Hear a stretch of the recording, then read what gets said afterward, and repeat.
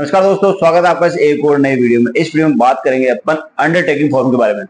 तो पहले जान लेते हैं ये आपका अंडरटेकिंग फॉर्म है क्या। ठीक है, कब भरा जाता है, किसे दिया जाता है और क्यों लिया जाता है। तीन इंपॉर्टेंट इसमें सवाल है। ठीक है, तो सबसे पहले मैं बताना चाहूंगा कि अंडरटेकिंग फॉर्म क्या है और ये कब आपको देना होता है, कब आपके पास में आता है। ठीक है, जैसे जैसे एक नया लॉ स्टूडेंट अपने ग्रेजुएशन कंप्लीट करता है और BCR बार काउंसिल राजस्थान में अपना एनरोलमेंट करवाता है, तो एनरोलमेंट कराने के बाद में जब इसका एनरोलमेंट कंप्लीट हो जाता है तो रिटर्न में आप सभी को पता है कि उनके पास में वापस डॉक्यूमेंट्स मिलते हैं। उन डॉक्यूमेंट्स में उनके रजिस्ट्रेशन से रिलेटेड जो सर्टिफिकेट तो वो मिलते हैं और जो उन्होंने अपने ओरिजिनल डॉक्यूमेंट्स भेजे थे वो मिलते हैं। ठीक है, अब उन डॉक्यूमेंट्स के साथ में एक डॉक्यूमेंट्स मिलता है, उसको बोलते हैं अंडरटेकिंग फॉर्म। ठीक है, ये कब मिलता है, जब आपके रिटर्न में डॉक्यूमेंट रिटर्न होकर वापस आपको मिलते हैं, तब आपके जो आइडेंटिटी कार्ड होते हैं, आपके जो प्रोविजनल सर्टिफिकेट होते हैं, आपके जो रजिस्ट्रेशन से रिलेटेड जो सर्टिफिकेट होते हैं, उन्हीं के साथ में आपको अंडरटेकिंग का फॉर्म मिलता है।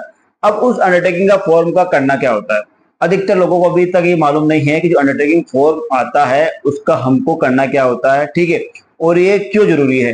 तो सबसे पहले अपन इस वीडियो में ये जान लेते हैं कि अंडरटेकिंग फॉर्म में ऐसा लिखा क्या है।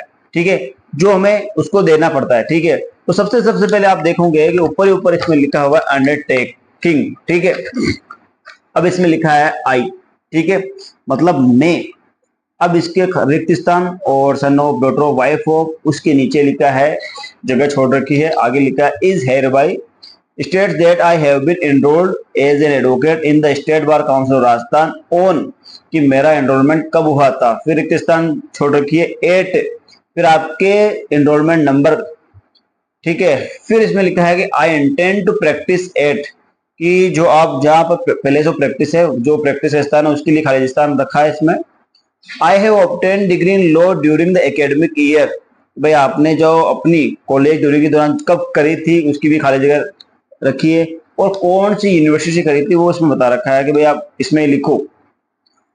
In term of resolution passed by the bar council Rajasthan in its general meeting held on 28 अगस्त 2011। ठीक है, जो 28 अगस्त 2011 को जो इनकी जनरल मीटिंग हुई थी, उनकी टर्म और कंडीशन के अनुसार में इसमें जो सारी बातें हैं वो बता रखी है कि I hereby undertake that I will practice as an advocate provisionally till I qualify the all India bar examination, कि भाई मैं घोषणा कर रहा हूं कि जब तक मैं ऑल इंडिया बार एग्जामिनेशन पास नहीं कर लेता तब तक मैं एडवोकेट के रूप में प्रोविजनली प्रैक्टिस करूंगा। I further declare that I will avoid by all the rules and regulation issued by the bar council Rajasthan, bar council of India from time to time. कह रहा है कि बार काउंसिल ऑफ इंडिया और बार council Rajasthan द्वारा समय समय पर जो भी टर्म कंडीशन लागू होते हैं उनकी मैं पालना करूंगा। ठीक है, आगे आगे नीचे लिख रहा है डेट, पहले सिग्नेचर, नेम, एनरोलमेंट नंबर और एड्रेस। ठीक है, तो ये अंडरटेकिंग फॉर्म में लिखा हुआ है। अब इसके नीचे नीचे लिख रखा है please note that the undertaking must be on notarised affidavit on non judicial stamp paper of rate 50।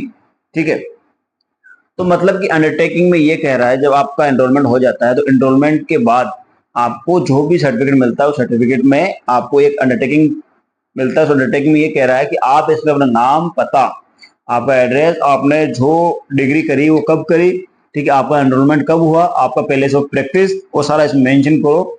और साथ ही साथ आप ये घोषणा करो कि जब तक आपका AIB एग्जाम पास नहीं होता आप प्रोविजनल रूप से ही एज एडवोकेट प्रैक्टिस करोगे, पूर्णतः जो एडवोकेट होता है उसकी तरह प्रैक्टिस नहीं करोगे। मतलब इसमें साफ है, मतलब इसमें क्लियरली मेंशन है कि जो भी स्टूडेंट जिन्होंने अपना एज एडवोकेट अपना एनरोलमेंट कराया है, जब तक वो अपना AIB एग्जाम क्लियर नहीं कर लेते तब तक वो एडवोकेसी फील्ड में अपना वकालतनामा होता है, क्लाइंट की पैरवी होती है, वो नहीं कर सकते। हाँ, वो प्रैक्टिस कर सकते हैं किसी सीनियर के अंडर रहकर। ठीक है, तो कहने का मतलब है कि आपको जो BCI और BCR की जो इनके टर्म कंडीशन, जो रूल एंड रेगुलेशन है, उनके पालना के अनुसार आपको 2 साल के भीतर भीतर आपको ऑल इंडिया बार एग्जामिनेशन पास करना होगा।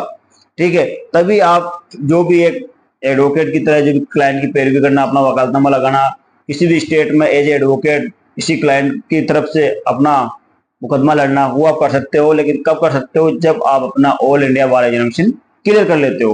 तो इसी की एवज में आपको अंडरटेकिंग ये BCR द्वारा मांगा जा रहा है। ठीक है, तो अंडरटेकिंग इसलिए मांगा जा रहा है कि भाई जब तक आपका AIB एग्जाम पास नहीं हो जाता तब तक आप हमें अंडरटेकिंग भर के दो, ताकि हम भी सेटिस्फाइड हो, आप भी को भी ये पता लग जाए कि जब तक आप AIB क्लियर नहीं कर लेते हो तब तक आप एज ए नॉर्मल जो लॉ स्टूडेंट वही रहोगे, एज एडवोकेट आपका रजिस्ट्रेशन हो जाता है, लेकिन आप किसी भी क्लाइंट की पैरवी नहीं कर सकते। ठीक है, अब ये फॉर्मेट के भाई आपको हमने ये फॉर्मेट भेज दिया, आपको वापस हमें किस फॉर्मेट में भेजना है, तो इन्होंने बता रखा है please note that the undertaking must be on notarize, मतलब ये कह रहा है कि जो आप फॉर्मेट में भेजोगे वो होना चाहिए नोटराइज।